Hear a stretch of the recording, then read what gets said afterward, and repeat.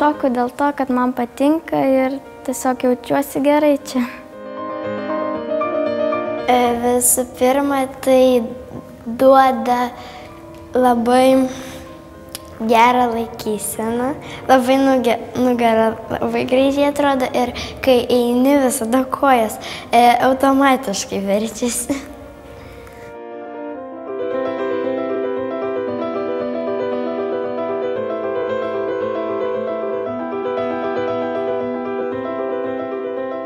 Man yra 9 metai, baletą lankau jau 3 metus. O šoku todėl, kad man patinka, nežinau, patinka šokti, todėl ir šoku.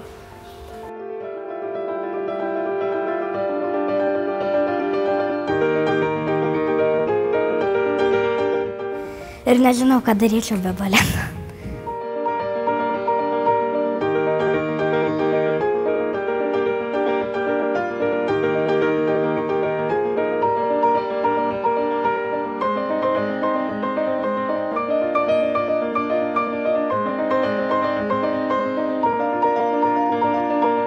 Balandžio 30 dieną 15 val. Vilties šokis 2016.